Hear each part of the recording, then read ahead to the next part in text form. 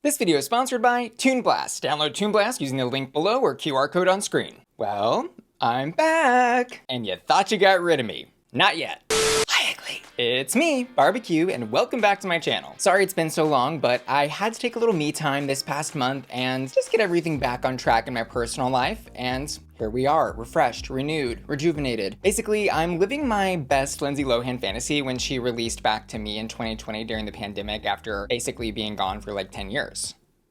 Same thing. Anyways, let's jump right in. We're gonna be ranking seasons 1 through 15 of RuPaul's Drag Race based on the criteria I have laid out right here for you. There are 4 categories in this rubric that I've made up to evaluate each season. And in each of the 4 categories, casting, looks, challenges, and cultural impact, a season can earn up to 5 points. For, where are my math majors, a grand total of 20 points if I thought a season was perfect. And first up in chronological order, we have, of course, season 1. And this season is colloquially and also kind of formally known as the Lost Season. And OG Drag Race fans like myself who started watching the show when I was like 14 know that it was called the Lost Season because it literally disappeared from the network that it aired on back in 2009. And I want to start with the impact on this season because the cultural impact of season 1 of RuPaul's Drag Race simply cannot be understated. This is the reason we're here. This is the reason you're watching this video. It's the reason I made the video, and honestly, the reason that drag is at the mainstream level it is today. So yeah, season 1, 5 out of 5 on impact. No question about that. When you compare season 1 with something like season 15, you see just how far not only the show, but the trends and styles of drag have truly come. Like, girl, look at these entrances. We have queens, Rebecca Glasscock, coming in t-shirts and jeans, fresh out of the mall. And we've got these other more subtle things happening, like the complete lack of lace front wigs. Because back in 2009, lace front wigs were simply not available on Amazon.com, shipped to your doorstep overnight with Prime. They were like a very expensive luxury that you most of the time had to have custom made or know somebody that could, you know, finagle you a wig. And of course we see pretty much a complete lack of signature makeup. That wasn't necessarily a thing. The queens were just painting to make themselves look pretty, and they weren't necessarily focused on how much makeup can I put on my face for these crazy dramatic looks. But that's not to say it didn't exist entirely, and I've actually given this season 5 out of 5 points on casting because the cast is extremely diverse in the type of drag it's showcasing. We've got Nina Flowers representing for the alternative scene, and Chanel representing for the showgirls in Vegas, who absolutely becomes the blueprint for the delusional villain. Angina, who is representing for the bald queens, and is there sharing her story of living with HIV. And this is something else I also cannot understate. The impact of someone sharing their story about living with that virus in this time period was just something that wasn't done. And Angina was brave enough to go on TV and share that story and raise awareness about a real thing that affects her and millions of other people. And of course, our poised, calm, collected, and professional winner, Bibi Zahara Benet, whose win this season sets the trend of RuPaul selecting winners who are ready for a mainstream audience to digest and really be a brand ambassador for Ru. Plus, we can't forget about Pork Chop, the first queen eliminated from RuPaul's Drag Race ever. And she's a testament to how this franchise will absolutely take the smallest, most insignificant thing and reuse and rehash and revisit until it is just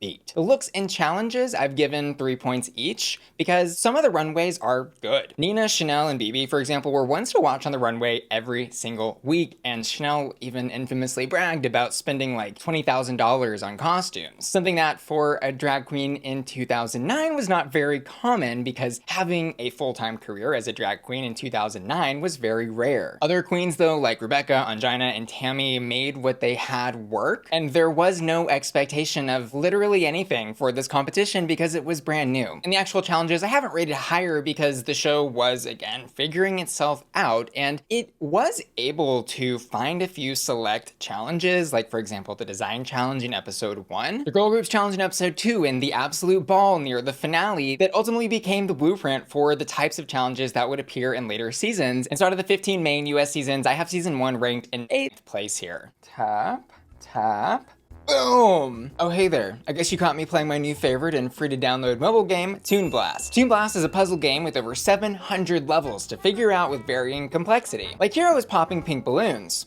party. Or here, that was just one of the objectives. The other was to make combos next to the magic hats so they tip upside down to score carrots. And clearing a level can be tricky once you get into some of the higher ones, like me. I'm at level 35 right now. But I found the best strategy is to clear out the smaller combos to make room for the bigger powered up ones, where you can do things like combine 2 disco balls to clear every box on the screen. And you can play anytime because no Wi-Fi is necessary to just open up and play. Which means, guess what else, Mimi? There's no ads in the game to disrupt your playtime. Plus, you'll see extra mini games pop up between puzzles to help you earn extra power-ups to make the next levels easier if you're having a tough time. And oh my god, Bruno Bear is about to fall in there. I'll be right there. Phew, saved him. So what are you waiting for? Download Toon Blast for free via my link in the description or QR code on screen, and you'll receive 3 hours of unlimited lives and 100 free coins. Thanks Toon Blast for sponsoring today's video. And next, going into season 2 of Drag Race, I'm calling this the season of personality because the names in this cast list are insane that they all came from season 2. Jujubee, Raven, Jessica Wilde, Morgan McMichaels, Kylie Sonique Love, Tatiana, Shangela, and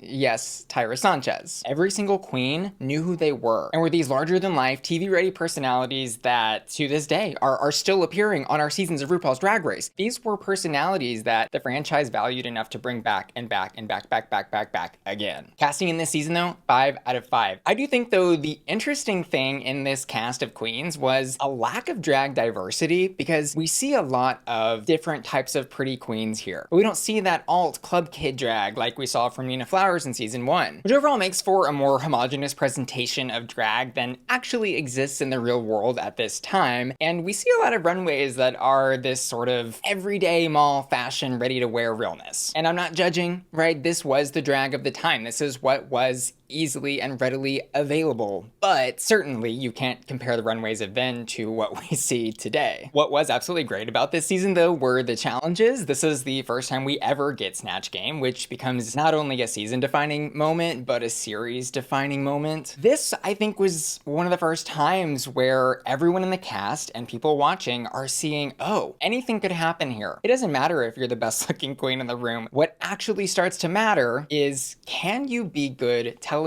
Is your personality relatable, and can you make RuPaul laugh? And the season was also great because of all the drama between queens like Tyra and Raven and Tatiana. They would put those girls in a room of couches, give them a bottle of vodka, and just let him go. And that was Untucked back in the day. Like that moment when Tyra was going off in Untucked saying, if I don't like you, I don't like you. And then Tatiana's like, and I don't like you. And the impact of this season I've given a 5 out of 5 for a total score of 17 on season 2. This is really a near perfect season to me. It was Drag Race at its best, figuring out how everything was going to work together with a cast of huge personalities that were ready to make a name for themselves. And next up, going into season 3, we're seeing a show that is really starting to find its own and also get a bigger budget for production, cash prizes, which went up to $75,000 here. And the show is actually generating enough buzz in the zeitgeist of pop culture that the winner, Raja, was infamously leaked by the Perez Hilton blog like weeks before the season ever premiered. But my biggest criticism of season 3 was it felt like season 2, but with a bigger budget. There weren't a lot of new things that were tried, and instead we see the producers start to really lean into these look-heavy challenges, which I do think worked. And it was nice to, I think, across the board, see looks become a bigger focus as the runways became more polished across the board. But again, I don't think we had a ton of diversity of drag in this cast. There was pageantry, there was body, and then there was a little camp from Manila and high fashion from Raja. And another thing we get from season 3 that really becomes a staple for the franchise is this concept of twists. We have Shangela coming out of the box from season 2, and Carmen Carrera returning later after being eliminated. We also start to see this trend of drag family being cast in successive seasons, with Manila Luzon being the then partner of Zahara Davenport, may she rest in peace. So for points in looks, challenges, and greater impact on the franchise, I have given the season 4 points each, giving season 3 a solid 15. Next we have season 4 of Drag Race, which was a complete rebirth of how the show operated. While we saw the cast of seasons 1 through 3 get more and more homogenized and polished, again, we were lacking a uniqueness and relatability in several different ways. So how do we fix that? Well, we cast all types of big crazy personalities like Sharon Needles, Latrice Royale, Willem, Jiggly Caliente, and even more polished queens like Chad Michaels. Like, the diversity in the type of drag of season 4 was back to, I would say, season 1 levels. And Drag Race found itself at a place where it was no longer telling the story of the drag happening in bars throughout the country, but rather creating a narrative and reinventing drag in a way that made it accessible to such a wide audience. And Sharon Needles, who ended up winning season 4, was not only a season-defining queen, but also series-defining queen. She was somebody who completely shook up the franchise and people's perception of what drag could be. And so obviously the casting here, I'm giving a 5 out of 5. This was game-changing for the franchise. But like in season 2, we do see, I think, a step back in polish as the focus of personality becomes more important, but that's also what makes the challenges in season 4 so wildly entertaining. Like, for example, the Queens Behind Bars sketch where Latrice is the bailiff and she's saying, "Get those nuts out of my face." And to top it all off, season 4 had more drama than any prior season combined, with the intense rivalry between Sharon and Fifi, and of course Willem's infamous disqualification. What did Willem do? An answer which of course depends on which day of the week you ask Willem what she did. Plus, this season had some great lip syncs. I've got to give a shout out to Dita Ritz and her Natalie Cole lip sync. That was series defining. People still talk about that to this day. My total score for season 4 is a whopping 18 points, putting it at 4th place on my list, tied with some others that we'll get to later. Next up though is my first perfect score for a season of US Drag Race, season 5, the cast. This is a cast of drag titans with built-in storylines and drama from real world events for the first time, which I am of course talking about the Alyssa versus Coco Montrese feud, which drove the narrative throughout the entire season. And we've also got viewership interest from queens like Alaska, who were the then partner of Sharon Needles from the prior season. And this season was so great because I think it told the story of these seasoned pros who were very well-known professionals in the field of drag. Coco, Detox, Alyssa, Roxy, and they were up against these young ingenues who were doing just as good, if not better, in this competition of Drag Race, of course being Jinx Monsoon and Alaska. And unlike season 4, we're no longer watching these different styles of drag compete against each other, but actually watching personalities and egos compete with each other. And we get a new archetype here of Jinx Monsoon being this underdog character, where she's presented as the sole survivor of these newer or alternative different baby queens versus these scary group of drag titans calling themselves Relaskatox. And season 5 is also really entertaining to me because this is the first season where we really start to see the producers preemptively step in to control narratives on places like social media. There is a hashtag for literally everything in this season, and the pinnacle of this happening is of course when Alyssa Edwards bombs Snatch Game as Katy Perry. RuPaul asks her to tweet out a hashtag Rupaulology from Alyssa Edwards. "Hi Katy Perry, I played you on hashtag Drag Race during hashtag Snatch Game. I want to hashtag Rupaulologize for not serving hashtag Katy Perry realness. Yes, I'm a huge fan." One of the best things to come out of the entire franchise, I've got to say. And we also start to see very heavy-handed and obvious editing when we look a little closer that's meant to stoke flames in certain fights, like for example with Alyssa Edwards and Jade Jolie. The back rolls quote from Alyssa Edwards, you might remember happening possibly between Alyssa and Jade sitting on a couch or something, but the reality is that the back rolls quote from Alyssa actually comes from a confessional that's cut in the middle of a fight between these two queens. And we're seeing this spliced together monstrosity of sound bites that to the average viewer, you're like, yeah, this sounds like it's all happening right here in present time and this is a fight going on between 3 people. But in reality, it's nothing of the sort. It is only smoke, mirrors, and reality television. And the morals and ethics of the Drag Race editing technique could be debated all day, but I think it was very smart of the editors and impactful on the franchise as a whole, and ultimately good for the queens for them to really lean into this focus of creating moments that could be shared and reshared and discussed online for years. Oh, and the other great thing about season 5, all the lip syncs. Anytime Melissa and Coco were lip syncing, eyes glued to the TV. So yeah, season 5 gets 5 out of 5 points from me in each of my categories, a total of 20. I probably don't need to say, but season 5 was a near impossible act of a season to follow. Yet we do see a really good effort on all fronts from season 6 of RuPaul's Drag Race. Season 6 is, I think, more of a return to form of these individual personalities that exist in their own microcosm of drag. While there are tons of iconic names on the season 6 cast list, I think the season felt a little unbalanced in terms of talent level across these queens, because we end up with a final 3 of Bianca, Adore, and Courtney, who all represent very different areas of drag. Yet this is where the imbalance is, because this top 3 was so heavy, winning pretty much all of the challenges in the competition, that the first half of the cast just kind of leaves without a win. And their impact on Drag Race is less remarkable in what they showcased, and actually more so in personality moments. Like Gia Gunn, for example, makes a name for herself just on her sound bites. There's her entrance line when she's talking about getting off a boat just landed like fresh tilapia. Absolutely. And crazily enough, she wasn't the only queen with tons of quotable sound bites. We also had Vivacious, Mother Has Arrived, Mother Does Not Play That, and Laganja with all of her yes guading and moaming.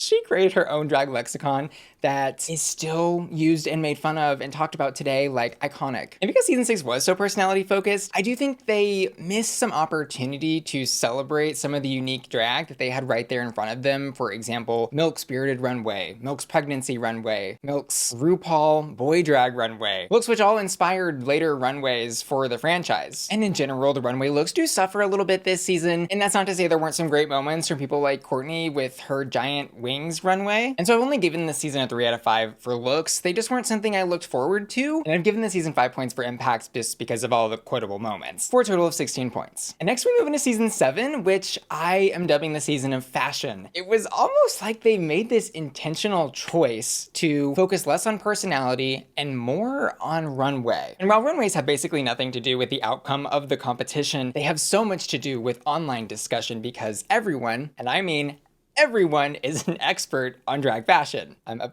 course being sarcastic here, right? I mean, hello, I'm a nobody, but I have an entire YouTube series called Hot or Rot, which really started just as me reviewing looks. We have Fashion Photo Review, we have Yu Hamasaki's Bootleg Opinions. I mean, so much of the Drag Race discussion is focused on aesthetic, when in reality has nothing to do with what's happening in the competition, unless the challenge is a ball or something. Anyways, looks are emphasized here in season 7 with the casting of queens like Miss Fame, Violet Chachki, Pearl, and Max. I would even argue here Trixie, and not because of her actual fashion that she brought to season 7, but her unique aesthetic. And despite almost every single name in the cast of season 7 being iconic and an absolute powerhouse of drag, something about the combination of these queens at this period of time made for a relatively boring competition in terms of chemistry with each other. It was like the popular fashion queens just didn't know how to or want to interact with some of the personality heavy queens like Kennedy or Katya or even Trixie a little bit then. And we see the power of good runway play out in the eyes of the viewers when Ginger reaches the final 3, rightly so, after she did super well in the actual competition, but is kind of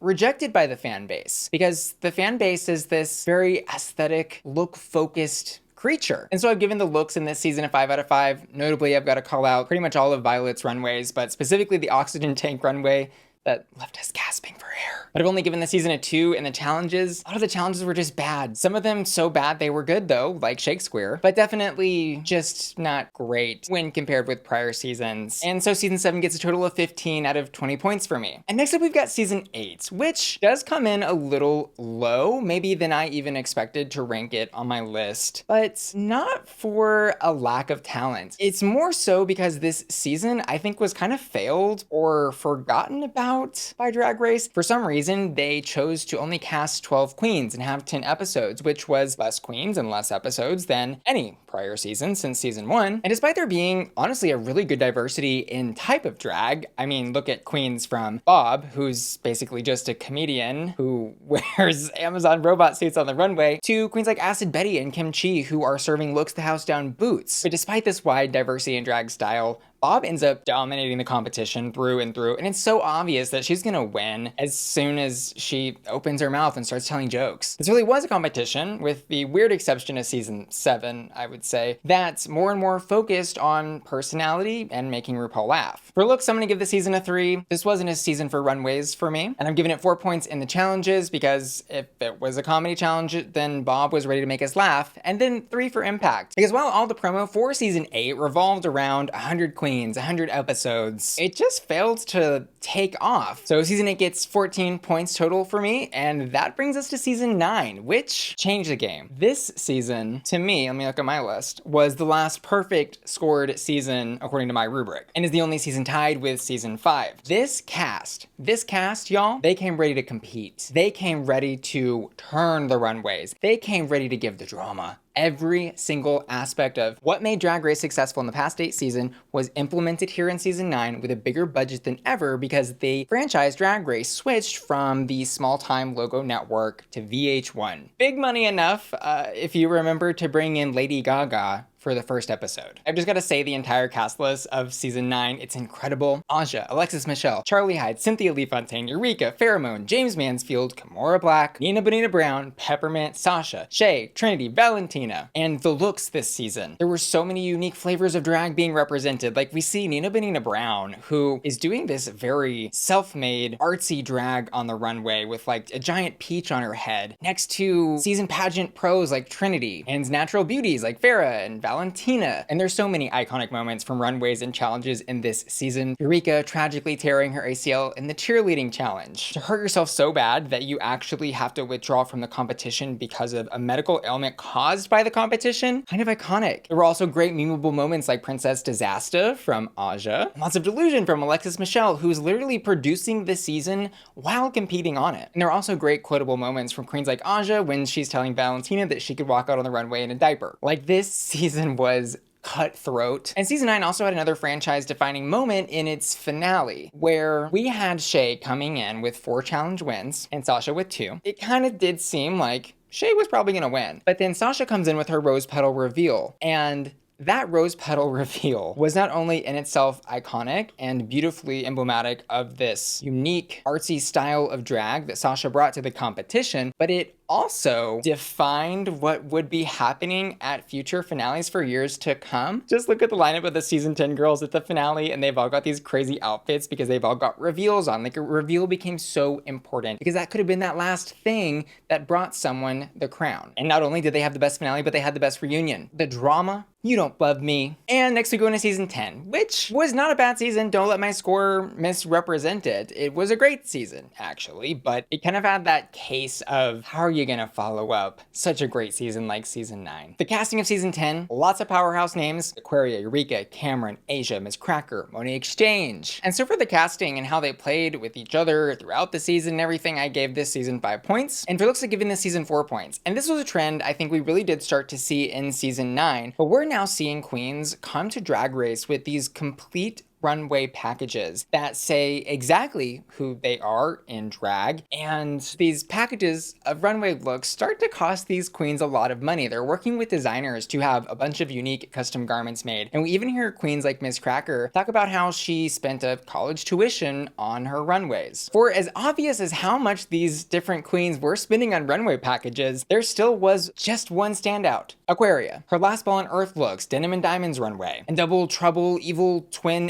Saboteur looks. She came to that competition with some untouchable fashion and also created some there. Plus, I think she was really the first look queen who wasn't just a look queen. She was also funny, and she won Snatch Game. And because of her young age and immense talent and success on the show, she very much was an example of a future of drag winner in the likes of Violet Chachki and Sharon Needles. But other than the challenges that Aquaria won, I personally kind of struggle to think back on super memorable moments in challenges. And so I've given this season just 3 points in this category, and then 3 for overall impact, because as impactful and important so many of these names are, I just think this season was trying to reach the heights of success of season 9 without doing anything super different. So it gets 15 points, and on to season 11. And I'll be honest, season 11 was, for whatever reason, a season that I tuned out of. I really don't remember why I did not watch it live, but that's my admission. Now you all know the truth, I did not watch it live. And when I went back and rewatched it later,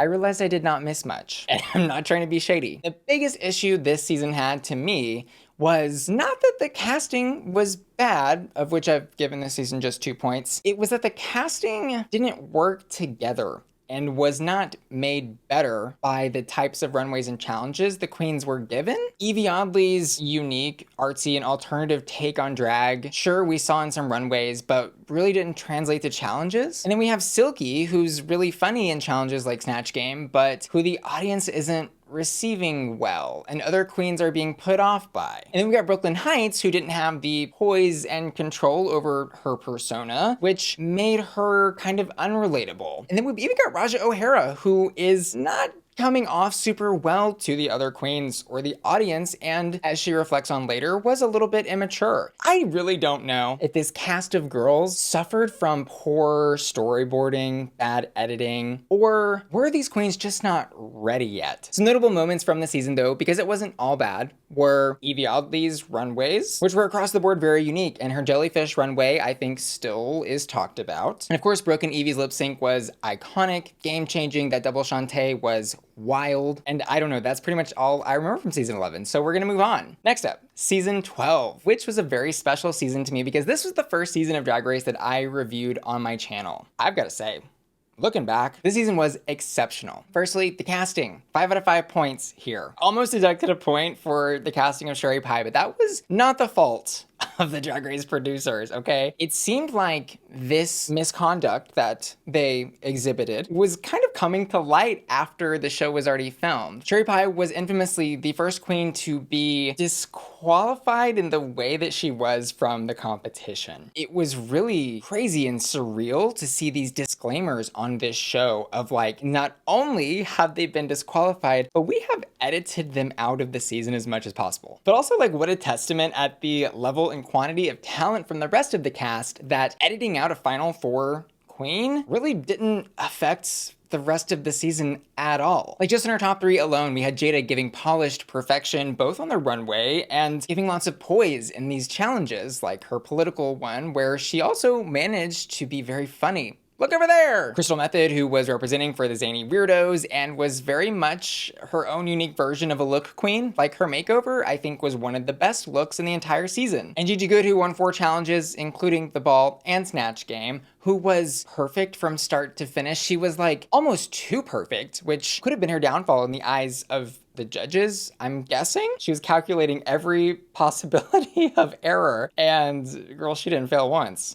Besides, you know, the finale, but that's neither here nor there. And we also had raw talent like Heidi N Closet, who was a little unpolished, but so lovable and real. And we had great drama from queens like Jan with her face crack in the Rusical. And in recent Drag Race history, I would actually say the challenges in season 12 were some of the best across the board. Overall, season 12 was almost perfect for me. I think the only thing that really ruined it for me, aside from the Sherry Pie situation, is the finale being on a Zoom call. That was really a big letdown. And yes, it was for good reason. There was a global issue happening, but it was kind of lame. Not the queen's fault though. And next up, coming into the very modern era of Drag Race, season 13. And I call this season the one that broke the internet because here's the blurb. In addition to airing on VH1, the premiere episode was simulcast across 5 other channels: Logo, MTV, MTV2, Pop, and the CW, which made it the most watched episode in the franchise's history. But it wasn't just that premiere that was good and worth watching. The whole season really was great. And 2 of the queens from this season, Gottmik and Simone, quickly became some of the most rapidly followed queens in the history of the franchise. They were doing things on the runway that had never been done before. Simone's fashion. She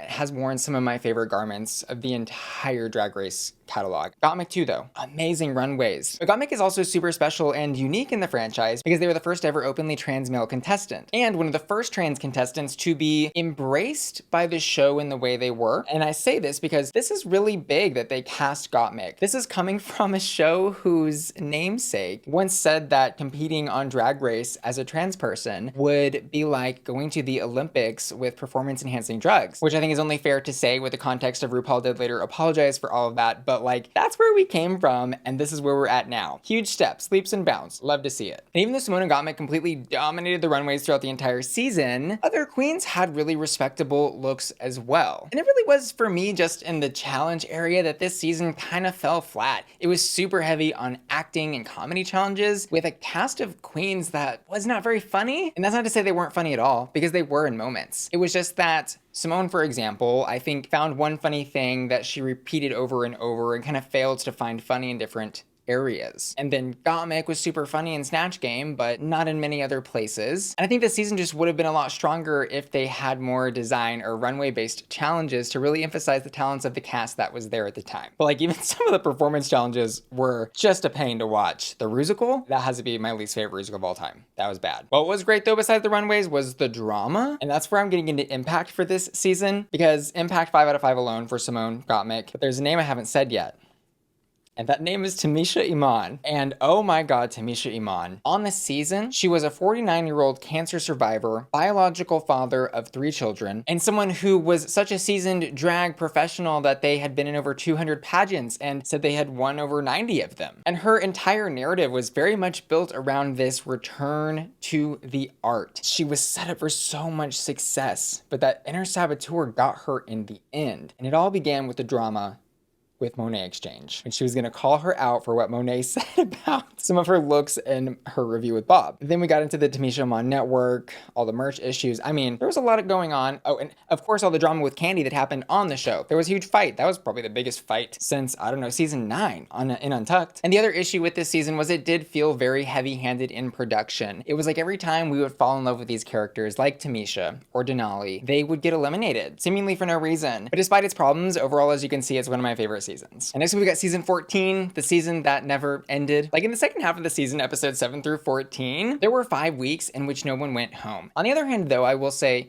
it really allowed us to get to know these queens. And the second half was actually when I started enjoying season 14. I did struggle with it at the beginning because there weren't a lot of killer runways. There weren't a lot of really great challenge performances. And in fact, this season had the worst Snatch Game ever that RuPaul didn't even pick a winner for. I think had this cast of queens had another 1 to 3 years to be in industry and really figure out their art form, it could have been a lot more competitive amongst themselves, which maybe was one of the problems, a lack of competitiveness, because they did all love and support each other so much. But yeah, for as unmemorable as the challenges and runways were for me this season, the cast was extremely lovable, relatable, and I do think the impact of how loving they were to each other will be something that future contestants in seasons of Drag Race should study. The support they had for each other was amazing. And next up we've got season 15, which I'm calling the neglected season of Drag Race.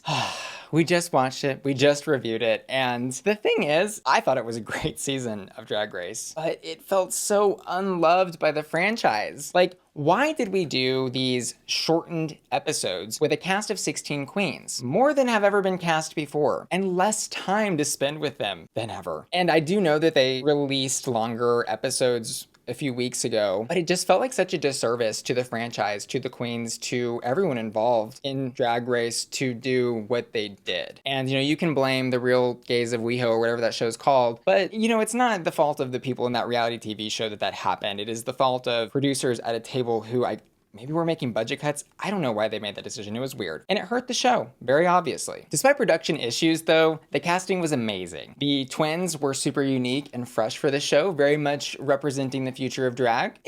It could also be argued that they were not ready to win like some of the prior futures of drag were. And it was cool to see queens that understand and do social media for a living compete against queens like Anitra, who are Vegas showgirls and only perform on a stage for a living. Against queens like Mistress, who is actually quite a young queen, but very much represents this old glam and camp style of drag in a really unique way. Plus we had Sasha Colby, the winner of this season, who was phenomenal start to finish. Amazing in challenges, amazing in runways. And Luxnora London, who had, I think, very much figured out how to present herself on runways and do well in challenges, but ultimately maybe was just a little too young and self-referential to the show. But yeah, runaways were solid. If it wasn't Sasha and Lux turning it out, we had the twins or Mistress. And in the challenges, there was plenty of personality to go around and make everybody laugh. Despite the cast working well together and being able to turn it out in challenges and runways and overall put out a solid season of Drag Race, I don't think the impact of this season is going to be very much, if anything. I think fans got a really bad taste in their mouth from it because of the short episodes. It's sad to me because it is kind of a missed opportunity, and this is a very good season of Drag Race to me, and I've given it 17 points, putting it pretty high on my list here. Anyways, here's my completed list. In first place, tied, we've got seasons 9 and 5, both with 20 points. Followed up by season 12 in third place for me with 19 points, and then season 13 and season 4 with 18 points, tied in fourth place. Followed by seasons 15 and 2, tied for 6th, seasons 6 and 1, tied for 8th, and seasons 10, 7, and 3, tied for 10th, and then seasons 8, 14th, and 11th in 13th through 15th place. And that's my ranking. Let me know what y'all thought about what I had to say in my mini ramblings of my thoughts on RuPaul's Drag Race US. And I also asked my patrons to vote on their favorite season of Drag Race over on patreon.com/BussyQueen, and they voted for, not surprisingly, season 5. Closely, though, followed by season 6. And I want to give an extra special thanks to today's video sponsor, Toon Blast, which you can download using the link in the description of my video or scanning the QR code on screen. And finally, I want to say thanks so much to you for watching today's video and give an extra special shout out to all my patrons over on patreon.com/BussyQueen who support me every single month financially with the pledge that help keep this Bussy running. And I want to give an extra special shout out to Ashley Brungart, Dorothy Hall, Felicia, Frankie, Jeffrey Steenberg, Laura, Seth, Matthew Burns, Sailor, Sharky, Stephen Topher, Tyler Hendricks MD,